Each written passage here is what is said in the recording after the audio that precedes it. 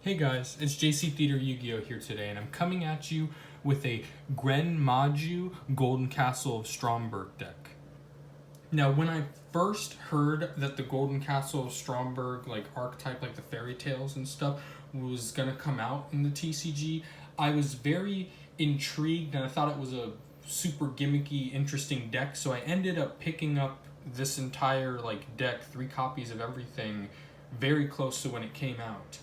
And I haven't done anything with it since. Recently, someone topped an event or did very well in an event with this variant of Gren Maju using Golden Castle of Stromberg, and it kind of spiked a resurgence in people actually kind of experimenting with this card. I know Team APS, Paul actually built this deck and everything. I believe he even played it at a regional or something like that. But ultimately, it's another version of Gren Maju, and I never even realized it until I saw this version, but I think Gren Maju is one of my top decks right now, so my top favorite decks.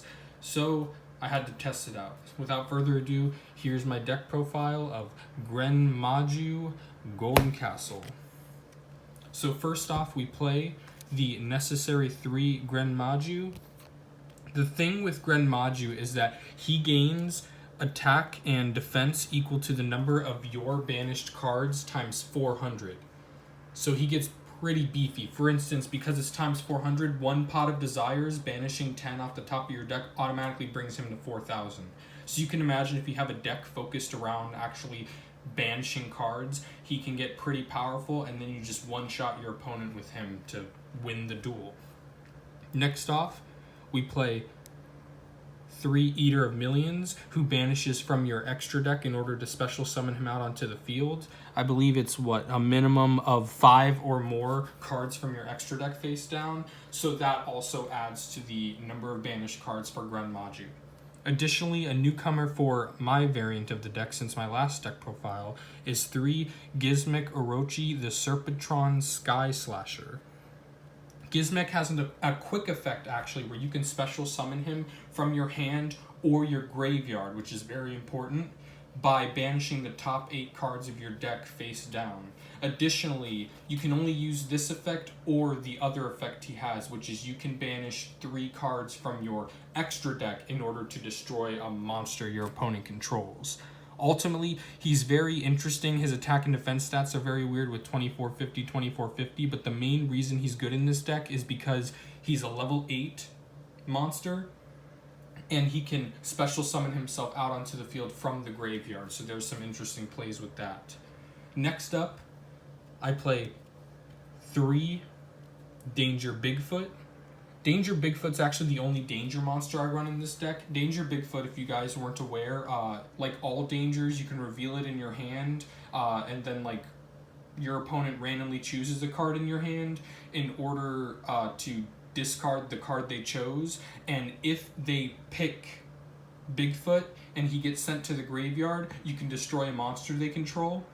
And if they pick any other card in your hand to discard, you can special summon Bigfoot out onto the field and draw a card. It's very good for both field advantage as well as drawing a card, but even if he's chosen and sent to the graveyard, you still get to pop a monster on your opponent's side of the field to let you attack directly, potentially, with Gren Maju.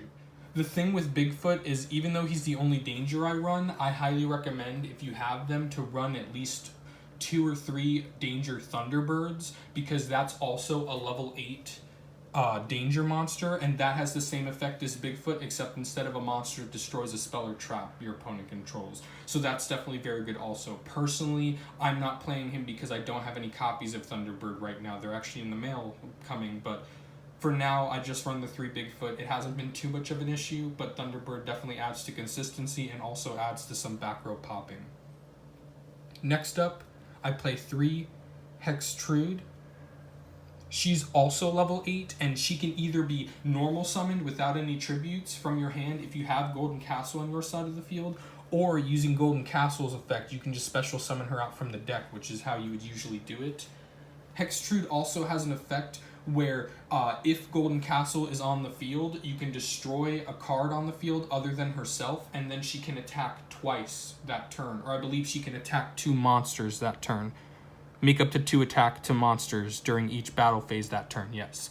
And then additionally, whenever she destroys a monster by battle, you can target any face-up monster on the field and have that monster gain 400 attack. It's not the biggest deal, but it's almost like you're banishing an extra card for Gren Maju, because you can have her destroy the monsters your opponent controls, and then select Gren Maju both times, and it'll have an additional 800 attack to push for more game. The other Stromberg monster I run is 3 copies of Glyph the Phantom Bird. He actually has an effect where if he's normal or special summon, you can pop a card in your opponent's spell and trap card zone, but the main reason we play him is actually because you can discard him in order to search out a golden castle from your deck to your hand. So it's basically an in-archetype terraforming, which is always good, especially with the limiting of terraforming. And then finally, to round off the monsters, just 2 Pankratops for some generic popping and some field advantage potentially. Now, onto the spell and traps. First up for the spell and traps, we play the staple 3 of Pot of Desires. Pot of Desires banishes the top 10 cards of your deck face down in order to draw 2 cards, and this is very good in this deck because Gren Maju gains attack when you banish those cards, and this helps you actually run deeper or dig deeper into the deck in order to potentially draw Gren Maju to go for the OTK. Additionally, for draws, I play 3 trade-in. Since we are running quite a few level 8s, we're running the Bigfoot as a 3 of, the Gizmek Orochi as a 3 of, and also the Hexe Trude as a 3 of. So that's 9 targets for trade-in. I'm thinking about Allure of Darkness, but the beauty of trade-in is not only are you discarding Bigfoot for his effect, but also you can discard Orochi and have its effect still activate in the graveyard, as opposed to if you banish one of your dark monsters, it boosts your Gren Maju, but then that's kind of, you can't recur those level 8 monsters. That's why I also recommend playing the Danger Thunderbird, because it works with trade-in as well. Some one of like draw cards is the card destruction. Same idea of the Gizmek Orochi getting in the graveyard as well. You can still use his effect in the graveyard, so that's good if you discard him with this. I also run 1 contract with Dawn 1000. Now this makes both you and your opponent lose 1000 life points, and you both draw a card. Additionally, since this is a continuous spell, as long as it's on the field, every time you or your opponent draws a card, you have it revealed. And if you have any spell cards revealed by that effect, you can't normal summon or set any monsters, which is fine with us because that actually conflicts with our 3 of Golden Castle of Stromberg. Now, Golden Castle has a maintenance effect where every standby phase, you must banish the top 10 cards of your deck face down. And if you can't do this, aka if you have 9 or less cards in your deck, it's not gonna like make you deck out, it's just gonna destroy itself instead. But it's not optional, you have to banish until you no longer have 10 cards in your deck to banish face down.